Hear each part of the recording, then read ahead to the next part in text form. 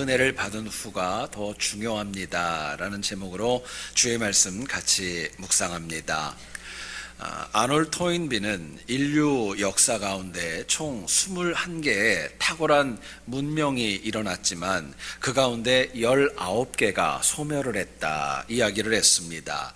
특별히 19개의 문명이 소멸하게 된 이유를 이 토인비는 두 가지로 설명을 합니다. 하나는 무신론입니다. 그리고 또 다른 하나는 물질주의로 이 원인을 설명합니다. 신이 없다, 다르게 얘기하면은 하나님이 없다고 주장하는 그 무신론이 결국은 문명을 넘어뜨렸던 것입니다. 뿐만 아니라 인간의 영혼보다도 물질을 더 중시하는 물질주의와 황금만능주의가 결국에는 패망의 원인이 되었습니다. 여러분, 그런데 이것을 역으로 좀 해석을 하게 되면은요, 문명을 발전시켰던 요인도 이 두 가지 원인 가운데 찾아볼 수가 있습니다. 바로 하나님으로 인정하는 믿음과 신앙이 문명을 일으켰습니다. 뿐만 아니라 물질보다는 인간의 영혼과 정신이 더 중요하다는 사상이 문명을 일으켰던 거예요.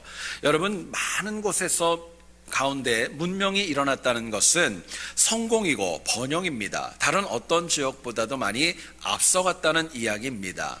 문제는 문명을 이룬 다음에 이를 공고하게 지키지 못함으로 인하여서 패망의 길을 걸어가고 말았다는 것입니다.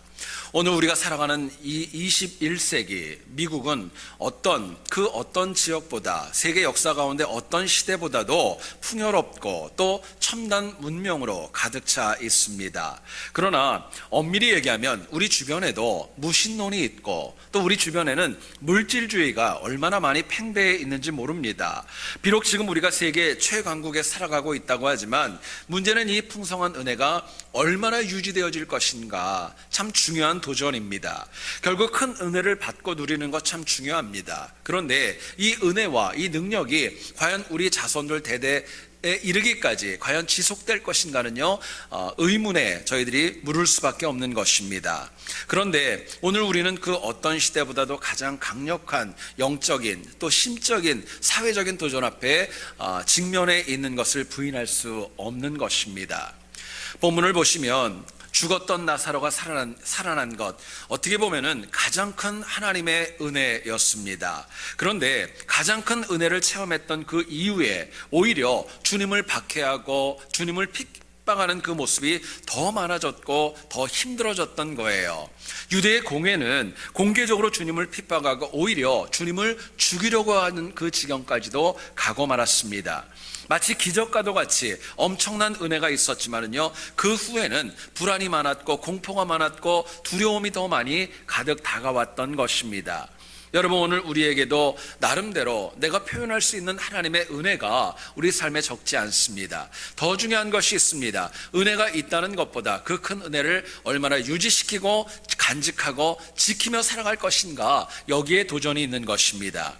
오늘 본문을 통하여서 우리가 은혜를 받은 다음이 더 중요하기 때문에 은혜 받은 그것을 어떻게 유지하며 살아갈까, 본문이 주는 메시지를 같이 한번 나누어 보기를 원합니다. 첫 번째로 생각할 것은요, 우리가 큰 은혜를 받은 다음에 세상이 점점 더 악해져 가고 있다는 것, 세상이 점점 더 악해져 가고 있다는 것을 저희들이 잊지 않고 살아갈 때에 저희들이 은혜를 지킬 수 있다 도전을 합니다. 저희들이 이미 묵상을 했지만 요한복음 7장을 보게 되면 유대인의 명절 가운데 초막절이 등장을 합니다. 초막절 때 예수님이 많은 이적을 행하셨어요. 그런데 유대인들은 그 주님이 행하신 이적을 반대하면서도 주님을 잡지 못했습니다. 성경은 그렇게 얘기를 합니다. 손을 대지 못했다고. 그런데 이제 6개월의 시간이 지났습니다. 6월절이 되었던 거예요. 근데 주님을 향한 태도가 이제는 완전히 바뀌었습니다. 57절을 보세요. 이는 대제사장들과 바리새인들이 누구든지 예수 있는 것을 알거든 신고하여 잡게 하라 명령하였음이라 이야기합니다. 불과 6개월 전에는 주님을 향하여 손을 댈 수도 없었던 현실이 이제는 공개적으로 주님을 체포하기 위해서 죽이기 위하여서 명령이 내려졌던 것입니다. 예수님께서 악해지고 범죄를 저질렀고 문제가 있어서 그렇게 된 것 아닙니다. 어쩌면 누구도 설명할 수 없고 정말 누구도 상상하지 못했던 큰 은혜가 있었지만 나사로를 살린 다음에 오히려 주님을 향한 박해가 더 극심해지고 세상이 악해졌다는 것을 저희들에게 이야기합니다. 여러분, 악한 마귀의 특징이 있습니다. 우리가 하나님 앞에 받은 은혜가 크면 클수록 더 집요하게 더 우리를 공격하고 미혹합니다. 성경 공부 시간에도 제가 가끔 얘기합니다. 내버려둬도 넘어지는 사람은 마귀가 안 건드립니다. 내버려둬도 그냥 자기 스스로 넘어지는데 왜 마귀가 수고를 하겠어요? 오히려 마귀가 집요하게 공격하는 영혼의 특징이 있습니다. 하나님을 찾는 영혼, 기도하는 영혼, 열정적으로 하나님 앞에 엎드리는 영혼을 악한 마귀가 공격하고 넘어뜨리려고 하는 것입니다. 여러분, 사람은 누구나가 똑같아요. 큰 은혜를 받고 영적인 풍성함이 있으면 마음에 평안이 있고 이제부터는 괜찮을 거야 생각합니다. 그런데 현실을 보면은요, 큰 은혜 받은 다음에 악한 마귀의 공격이 더 많이 다가올 때가 많이 있어요. 근데 우리가 더 기억해야 될 것이 있습니다. 세상이 그렇게 더 악해질수록, 마귀의 공격이 더 심해질수록 우리가 꼭 기억해야 될 것이 있다면 하나님께 받은 은혜를 지키기 위해 노력하는 것입니다. 그 은혜를 유지하기 위해서 노력할 때에 하나님이 주시는 은혜 가운데 세상의 악함을 이겨나갈 수 있는 것입니다. 자, 그렇다면은요, 크고 놀라운 은혜가 있은 다음에 세상이 더 악해져 가는데 어떻게 우리의 믿음을 유지할 수 있을까 묻게 됩니다. 본문은 저희들에게 이렇게 얘기를 합니다. 세상이 약해져 갈수록 우리가 하나님께서 주시는 은밀한 메시지, 하나님이 저희들에게 주시는 은밀하고 살아있는 메시지를 받게 되면은 세상이 아무리 약해도 넘어지지 않고 은혜 지킬 수 있다고 말씀합니다. 55절을 한번 보세요. 55절입니다. 유대인의 유월절이 가까움에 많은 사람이 자기를 성결하게 하기 위하여 유월절 전에 시골에서 예루살렘으로 올라갔다. 저희들에게 이야기합니다. 여러분, 성경은 분명히 얘기를 합니다. 나사로를 살렸던 그 어간, 또 주님을 이로 인하여 극심하게 핍박했던 그 시기는 유대의 명절 가운데 유월절이었다고 이야기를 합니다. 우리가 요한복음을 묵상하지만 꼭 기억해야 될 것이 있어요. 요한복음의 내용은 시간 순서에 따라 기록되어진 것이 아닙니다. 그런데 요한이 시간을 구분하는 굉장히 중요한 기준이 있었습니다. 바로 유월절입니다. 유월절을 통하여서 예수님의 공생애가 3년 동안 이루어졌다는 것을 요한은 곳곳에서 강조하고 있습니다. 특별히 오늘 본문은 유월절, 본문에 등장하는 유월절은 주님의 공생애 가운데 세 번째입니다. 이제는 마지막 공생애가 다가왔다는 것을 사도 요한은 이 이야기를 통하여 저희들에게 말씀합니다. 십자가의 죽음이 임박했다는 거예요. 여러분, 여기서 요한이 주는 굉장히 은밀한 메시지가 있습니다. 뭐냐면은요, 나사로를 살린 큰 은혜가 있지만 세상은 점점 더 악해지고 있다. 십자가의 죽음이 다가오고 있기 때문에 믿음으로 너희의 신앙을 지키고 유지하고 하나님 붙들라고 메시지를 주고 있는 것입니다. 유월절, 어쩌면 유대인들 뿐만이 아니라 우리에게도 익숙한 그 한 단어를 통하여 하나님은 놀라운 메시지를 저희들에게 전달해주고 있었던 거예요. 여러분, 이처럼 세상이 악하면 악할수록 하나님께서는 하나님의 방법대로 은밀한 메시지를 저희들에게 허락하십니다. 말씀을 주시는 거예요. 문제는 하나님께서 우리에게 꼭 필요하고 은밀한 메시지를 주시지만 우리가 이를 깨닫지 못하고 살아갈 때가 얼마나 많이 있는지 모릅니다. 여러분, 요나를 아시지요? 니느웨로 가야 됐는데 다시스로 가다가 풍랑을 만났죠.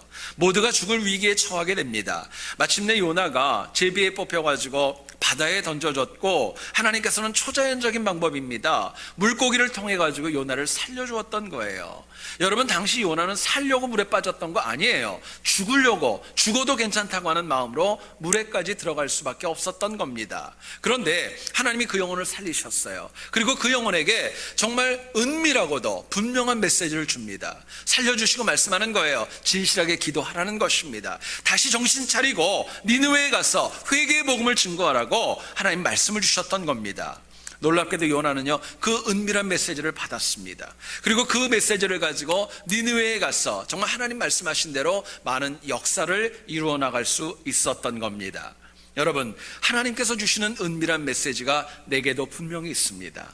메시지가 있다는 것은요, 나에게 역전의 기회를 주신다는 것이고 다시 도전을 주신다는 것이고 살아가야 될 이유를 주신다는 것입니다. 여러분, 세상이 악해져도 이것을 이길 만한 힘은 내가 혼자 가질 수 없는 거예요. 하나님이 주시는 메시지 안에 있고 은혜 안에 있다고 저희들에게 말씀합니다.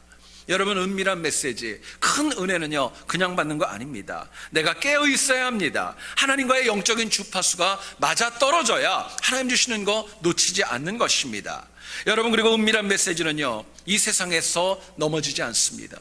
이길 수 있는 거예요. 악한 영을 이길 수 있는 하나님의 특별한 선물이 그 은밀한 메시지 안에 있습니다. 여러분, 그렇기 때문에 메시지 안에는요 하나님의 사랑이 있고 은혜가 있고 미래를 열어가는 도전이 있다고 저희들에게 말씀합니다. 문제는 점점 더 악해져가는 세상을 우리가 살아가기 때문에 그 메시지를 그냥 귀로 듣는 거 아닙니다. 진짜 의미, 본질, 핵심, 뭘 얘기하시는지를 저희들이 깨닫는 지혜가 저희들에게 필요한 것입니다. 어떤 대기업에서 간부들이 작은 소도시에 가서 출장을 가게 되었습니다. 그리고 어떤 다방에 가가지고 4명이 다 각자 커피를 주문하게 되었습니다. 한 분이 얘기를 합니다. 나는 모카 주세요. 나는 카푸치노를 주세요. 나는 에스프레소를 주세요. 나는 아메리카노를 주세요 라고 이야기를 했습니다. 시골에서 이 작은 다방에서 4단어를 들었는데 전혀 이해가 되질 않았던 겁니다. 그랬더니 그 다방에서 일하던 분이 딱 한마디로 정리를 하더랍니다. 여기 커피 4잔이요. 여기 커피 4잔이요. 그냥 그래버리고 말더래요. 여러분 보세요. 중요한 거는 이름이 중요한 게 아니라 커피라는 거죠. 잘 들어보시죠. 하나님께서 메시지를 주십니다. 귀로 듣는 거, 이건 중요한 거 아닙니다. 진짜 의미를 파악하는 거예요.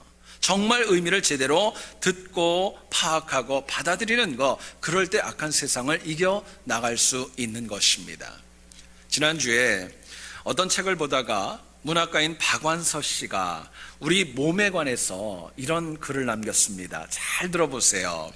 청년 때의 내 몸은 나와 가장 친하고 만만한 친구였다. 그런데 나이가 들어가면서 차차 내 몸은 나에게 삐지기 시작을 했다. 늙음하게 내 몸은 내가 한평생 모시고 살아가야 될 가장 무서운 상전이 되어졌다. 이야기를 합니다. 공감하실 거예요. 최근에 또한 드루 레더라고 하는 분이 쓴 책 가운데 나를 사랑하는 기술, 이 책에서 이런 얘기를 합니다. 여러분, 우리의 몸이, 우리의 육체가 나에게 말을 한다는 거예요. 나에게 메시지를 던진다는 것입니다. 몸이 말하는 것을 오래 듣다 보면 내 자신의 행복과 건강을 위해 뭐가 필요한지 알 수 있다고 이 저자는 이야기합니다. 몸이 침묵하지 않는다는 거예요. 나에게 때로는 필요할 경우에 너가 수면이 필요해 이야기할 때도 있고, 영양분이 필요해 이야기할 때도 있고, 휴식이 필요해 이야기할 때도 있고, 사랑의 감정이 필요하다고 저희들에게 이야기할 때도 있다는 거예요. 여러분, 문제는 뭐냐면요, 많은 분들이 젊으면 젊은 대로, 나이가 드시면 나이가 드신 대로 몸이 나에게 말하는 메시지를 귀담아 듣지 않는다는 거예요. 그렇기 때문에 얼마든지 더 건강하고 얼마든지 더 힘있게 살아갈 수 있는데 몸이 나에게 말하는 메시지를 안 듣고 깨닫지 못하기 때문에 내가 더 아파지고 힘들어진다는 것입니다.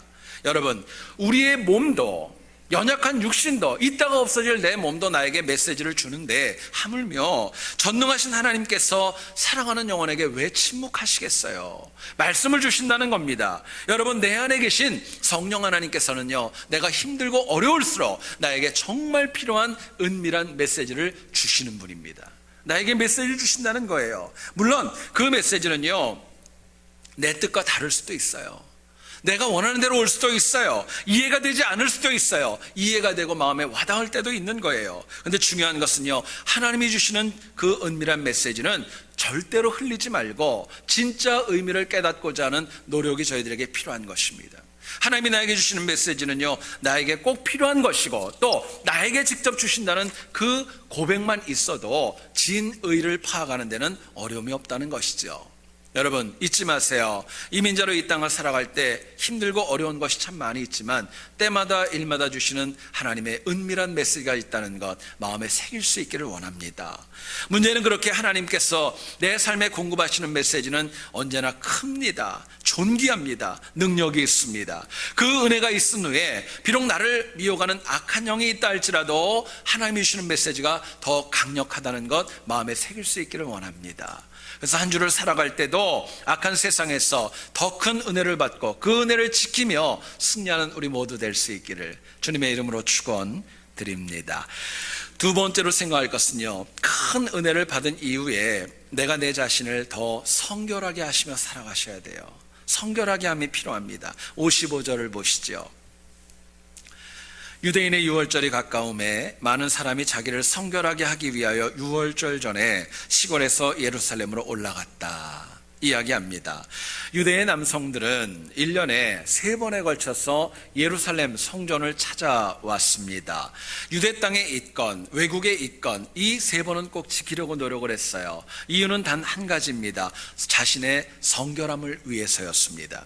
여기서 이 성결하게 하다, 헬라어 원어인 하그니조라는 단어는요, 나를 깨끗하게 하다, 나를 거룩하게 하다, 이런 뜻을 가지고 있습니다.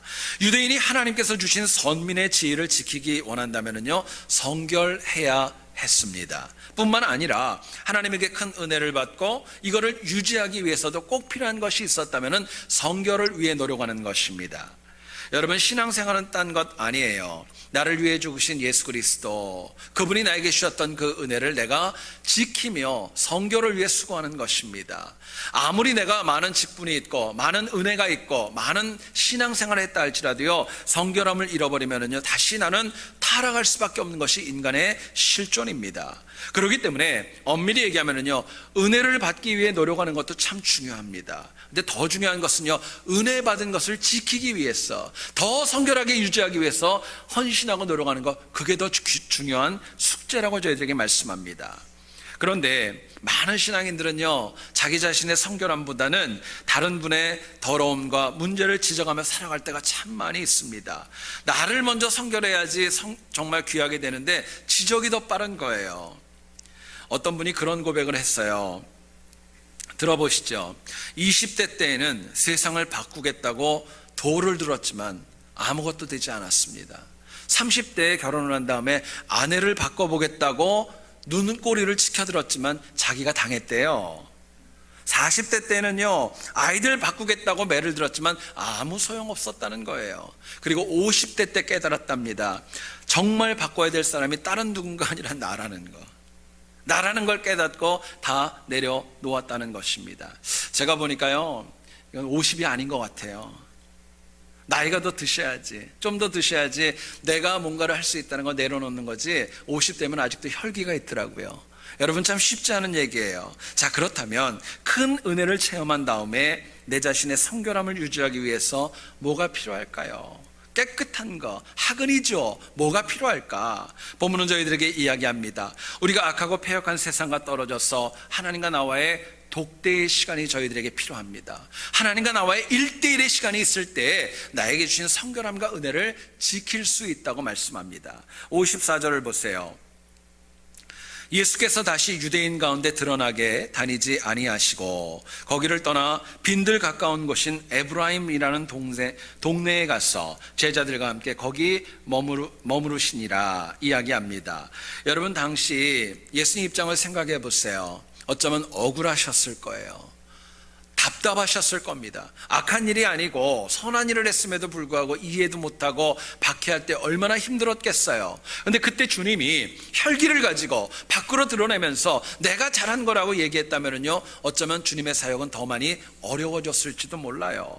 그런데 주님은 그럴 때 억울했지만은요, 힘들었지만은요, 그 가운데 다른 곳으로 가지 않았고 오히려 빈들로 나갔다. 저희들에게 이야기합니다. 이유가 있습니다. 빈들에서 다시 한번 하나님이 주신 은혜를 마음에 새겼던 거예요. 하나님 메시지를 찾았던 겁니다. 여러분, 패역한 이 땅 가운데 내 성결함과 내 믿음을 지키려면요, 하나님과 함께하는 시간, 1대1의 시간이 저희들에게 필요합니다. 당시까지도 주님은 물론 사도들도 정말 눈코 뜰 새 없이 만큼, 뒤를 돌아볼 수 없을 만큼 너무나도 바쁘고 힘들게 사역을 해왔어요. 정말 말 그대로 달려왔던 것입니다. 그런데 이제 십자가의 사역이 앞에 있었어요. 가장 큰 사역이 있었기 때문에 주님은 오히려 억울했지만 성결함을 위해서 빈들로 나갔고, 정말 나사로를 살렸던 은혜도 뒤로 하고 말았던 것입니다. 여러분, 그리고 그 빈들 가운데 주님과 사도들은 하나님과의 독대를 통하여서 더욱더 영적으로 무장되어지는 은혜를 입을 수 있었던 것입니다. 여러분, 이 세상 가운데 기독교는요, 정말 숨어있는 그런 종교가 아니라 세상 속에 있는 것이 바로 우리 기독교입니다. 그런데요, 이 세상 가운데 기독교가 재구실하기를 원한다면 세상과 떨어져 있는 시간이 저희들에게 필요합니다. 혼자 웅크리고 있고 혼자 구석에 처박혀 있고 그런 시간 아닙니다. 하나님과 나와의 독대의 시간을 통하여서 말씀을 받고 은혜를 받고 기도하는 시간 가운데 하나님과의 교제가 늘어나는 것입니다. 문제는 현대 신앙인들의 특징은요, 혼자 있는 거 좋아하지 않습니다. 사람들하고 어울려야 돼요. 이야기해야 돼요. 함께 뭉쳐 있어야 돼요. 그래야 더 편안함을 느낍니다. 여러분, 그래서 어떤 경우에는요, 혼자 있는 거 두려워합니다. 하나님과 나와의 1대1의 독대를 갖다가 마음은 원하지만 실제로 시도하지 않는 경우가 우리 주변에는 너무나도 많이 있는 것을 저희들이 보게 됩니다. 여러분, 유대인들에게 있어서 광야라는 것은요, 두 가지의 의미가 있어요. 하나는 척박함의 의미가 있고 또 하나는 경건함의 의미가 있는 것입니다. 이를테면 예수님께서 공생애를 준비하시면서 40일 동안 금식하면서 광야의 생활을 하셨습니다. 그리고 그 광야에서 얻었던 능력과 은혜와 그 믿음을 가지고 공생애 사역을 힘있게 감당하셨던 거예요. 애굽에 있던 이스라엘 백성들 출애굽하면서 40년 동안이나 광야 생활을 했습니다. 여러분, 그 40년의 시간은요, 무려 400년 동안이나 애굽에 있었던 영적인 때를 벗기고 이스라엘 선민으로 자리매김하는 굉장히 귀중한 영적인 성결의 시간이었던 거예요. 여러분, 광야는요, 사람이 없습니다. 척박합니다. 일교차도 심합니다. 고생이 너무나도 극심한 땅이에요. 그러나 그럼에도 불구하고 그렇게 척박한 광야에서 하나님과의 독대가 가능하고 하나님 주시는 은밀한 메시지가 있다고 저희들에게 도전합니다. 여러분, 물론 우리 이민자들은 너무 바빠요. 너무 분주해요. 며칠 동안 시간을 내서 광야로 들어가는 거 사실은 불가능합니다. 그러나 바쁘고 분주해도 내가 작정을 하고 하나님과 나와의 독대 시간을 확보하는 것은 우리의 결단에 따라 달라질 수 있는 거예요. 이를테면 집에서 잠깐 시간 가질 수 있어요. 또한 내가 직장 한 구석에서 잠깐 점심 먹고 내가 하나님과의 독대 시간 가질 수도 있고, 운전 시간을 통하여서도 하나님과 만날 수 있는 시간 내가 만들 수 있는 것입니다. 여러분, 중요한 것은요, 독대하면 성결해질 수 있는데 이거 시도하지 않는 거, 그게 문제라고 저희들에게 말씀합니다. 여러분, 잊지 마세요. 길 필요 없어요. 안 길어도 돼요. 근데 하나님과 나와의 독대의 시간을 하루마다 매일마다 확보하는 것, 이걸 하나님이 기뻐하십니다. 여러분, 힘들고 어려운 일이 있으시죠? 낙담하고 좌절하지 마시고요, 하나님과의 독대의 시간을 가지기 원합니다. 하나님과 독대의 시간을 가지세요. 엎드려서 하나님께 도움과 지혜를 구하고 피할 길을 좀 달라고, 도와달라고 하나님 앞에 엎드려 보세요. 하나님 주시는 메시지가 있는 것입니다. 그럴 때 나에게 주시는 은혜가 있고 이 패역한 세상 가운데 더 큰 성결함으로 날마다 승리할 수 있다고 하나님 저희들에게 말씀합니다. 여러분, 미국에 세계적인 글로벌 기업들이 참 많이 있죠. 그 기업의 CEO들, 대표이사들은요, 대부분이 다 걷기 매니아라고 합니다. 걷는 걸 되게 좋아한대요. 이유가 있습니다. 운동도 되지만 걷는 가운데 자신의 일과 삶을 되돌아보는 성찰의 시간을 가지는 것입니다. 잠깐 세상과 좀 떨어져 있는 그 시간 속에서 정말 자기가 해야 될 일에 대한 통찰력과 지혜를 얻는 거예요. 여러분, 얼마 전 베스트셀러 가운데 데니엘 포레스터라는 사람이 쓴 책 가운데 빌 게이츠는 왜 생각 주간을 만들었을까? 그런 책이 있어요. 여러분, 이 책을 보면은 마이크로소프트의 빌 게이츠가 세계적인 기업으로 성공할 수 있었던 원인 중에 하나가 thinking time에 있었다라고 이야기합니다. 생각 주간을 가졌다는 거예요. 여러분, 실제로 이제는 저분이 은퇴를 했지만 마이크로소프트의 CEO로 일할 때는요, 1년에 2번에 걸쳐서 2주 동안에 그 생각 주간을 꼭 가졌다고 합니다. 그 생각 주간에는 하루에 음식을 2번 넣어주는 직원 외에는 가족도 만나지 않았고 직원도 누구도 만나지 않았고 혼자만의 은둔의 시간을 가지고 깊은 생각에 잠겼다고 그래요. 그 생각 주간에 빌 게이츠는요, IT 업계의 새로운 그런 동향을 읽었고 쌓였던 많은 보고서를 읽었고 묵상하며 자기를 재충전했다고 합니다. 여러분, 그리고 그 생각 주간을 통해서 많은 업적과 정말 많은 성과가 일어났다고 이야기합니다. 여러분, 인간도, 부족한 인간도 혼자 깊이 숙고하고 또 혼자의 시간을 가질 때에 통찰력이 주어지는 거예요. 하물며 하나님 앞에 독대하며 하나님의 은혜를 구하고 하나님의 사랑을 구하는 영혼에게 왜 하나님이 은혜와 능력 주시지 않겠습니까? 여러분, 우리 신앙인들이 어려운 시간을 살아가고 있지만은요, 잊지 마세요. 나는 은혜 받을 길이 너무나도 널려 있습니다.